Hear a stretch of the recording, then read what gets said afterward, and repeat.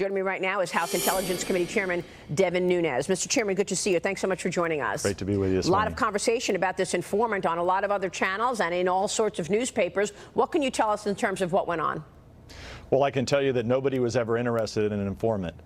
We asked for specific documents that we still have not received from the Department of Justice. So they continue to leak out things about this informant.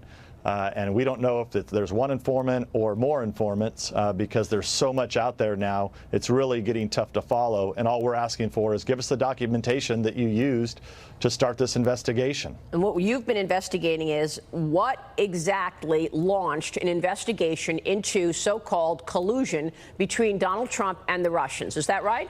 Yeah. So remember, we discovered that the dossier was used. So this is the dirt that they dug up that the Hillary Clinton campaign and the Democrats used, and then it got to the FBI, and the FBI used it in a FISA. So we're trying to get to the bottom of what else was used in that FISA, because you have many people in the Department of Justice who are claiming that we're wrong. So if we're wrong, show us the information. Well, Jim Comey was interviewed by our own Brett Baer recently. You know that. And during that interview, Jim Comey said that there was more than just the dossier. Let's roll that clip. Listen to this, Mr. Chairman. You called the dossier unverified, salacious. Why did you use that to the FISA court to ask for surveillance for Carter Page? Not only use it, but you led with it. A bulk of that FISA application deals with that dossier.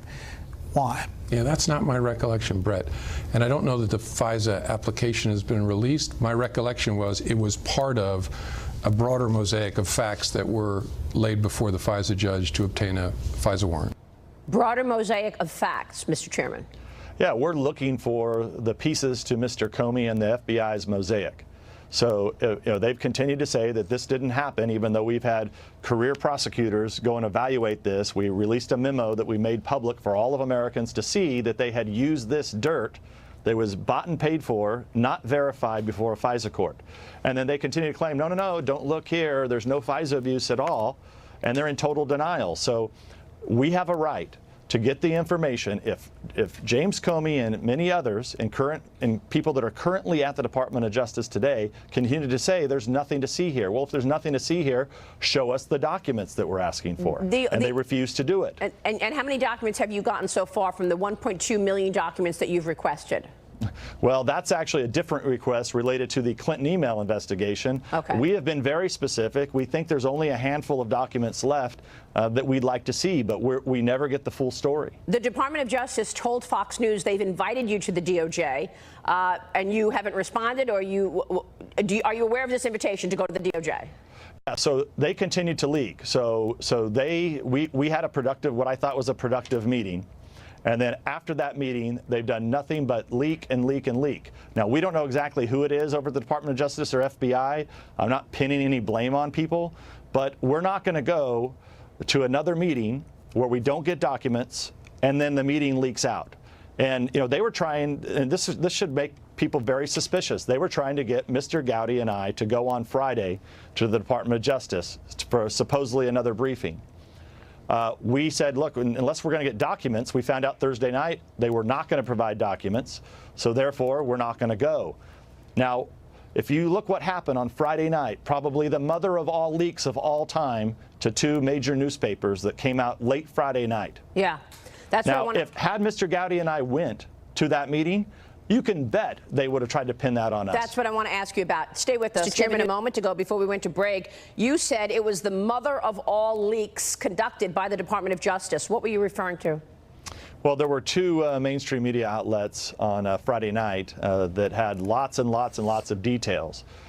If any of those details are correct. So remember, we don't have any documents. We can't confirm whether there's an informant or not an informant because we've never been told nor given documents. And in fact, we've never even asked for the name of any informants or any sources whatsoever.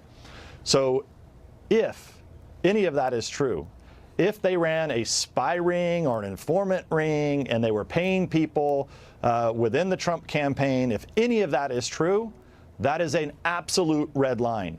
There is not an honest person in this country who can believe that taxpayer dollars going to fund this ring and and operate like this, like what's said in the New York Times, I think it would had quite a bit of detail on it.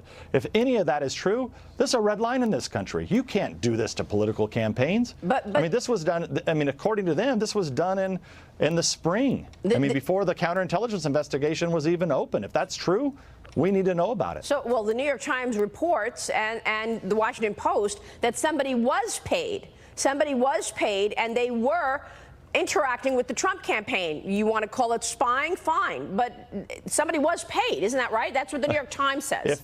If they paid someone, it's an absolute red line, and this is over with.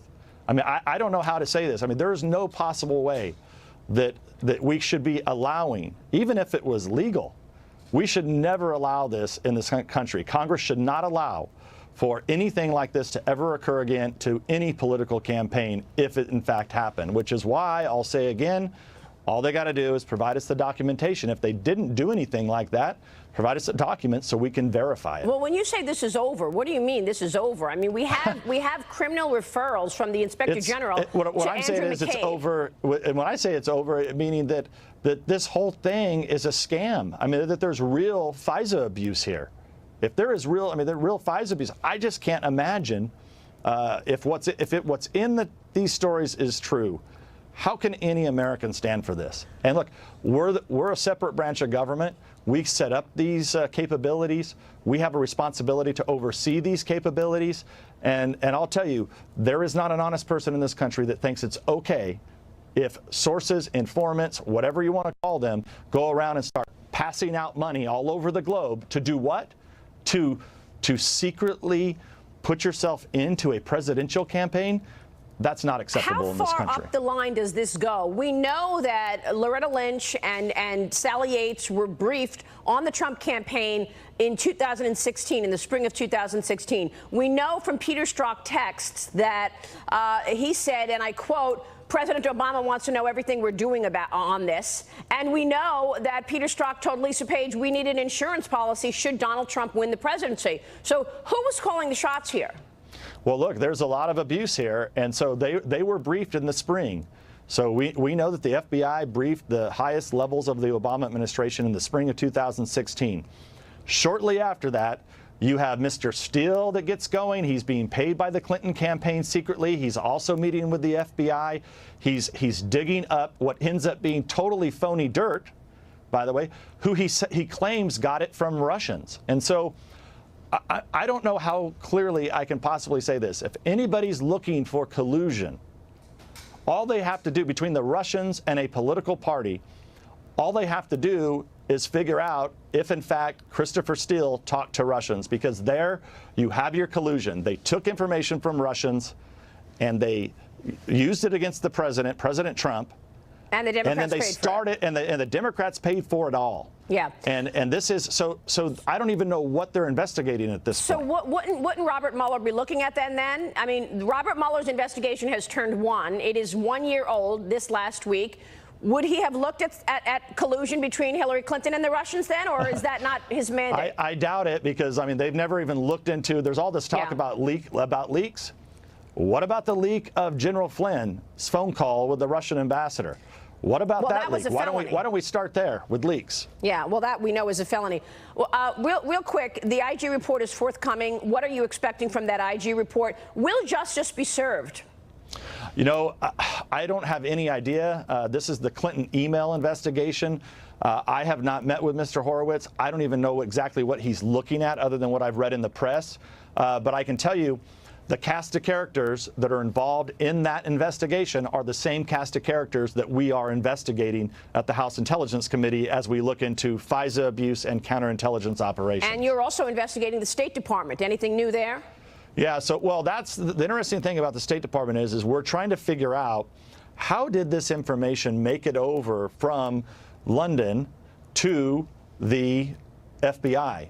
We've never been able to put that together because we were told many times, and this was all over, you know, it was leaked, oh, these were trusted Five Eyes sources and, you know, intelligence products. Well, as you know, we never found any intelligence products as it relates to our Five Eyes partners sending us information. So how did it get through? Well, we thank the State Department because we have people talking about this, former State Department officials talking about this. So if that indeed happened, now we have something that's totally irregular. So now you're taking information from the State Department, you're opening up a counterintelligence investigation into a political campaign. That is, to say the least, it's irregular. And we should point out that on this program, you said in the past that Sidney Blumenthal and Mr. Scherer, Cody Scherer, were actually funneling information to the State Department. Right. You kind of have you kind of have all kinds of people, right? You've got Christopher Steele working for the Democrats in the Hillary Clinton campaign. You've got Blumenthal and others who are tied and affiliated with the Clinton operation. And then on the other side, you have the FBI. They're all about at the same time running investigations into Carter Page. I mean, it's very odd. You make a lot of good points, Mr. Chairman. Real quick before you go, you are also investigating China. This is an important storyline for us this morning as the president has come to some kind of an agreement where the Chinese will buy more goods. What my concern is he going to take the national security part of this off the table? The Chinese do not want to deal with this 301 part of the Trade Act where the U.S. can stop China from certain practices because of national security issues. What are you investigating China over? So we have a really large investigation going into and study, I guess I should say, into what are China's strategic goals globally. So this week we had our first hearing. We had great witnesses. If people want to go to it, they can review our testimony that was given before the House. It was all made public. Right. Talking about military strategy that the Chinese have all over the globe. It's very, very interesting, and it's an important topic. So. Like always, the president's got to take China on. They have to be dealt with. I commend him for that. But we have to be careful that we, at the same time, don't do anything to hurt the global economy. Mr. Chairman, good to see you this morning. Thanks very much.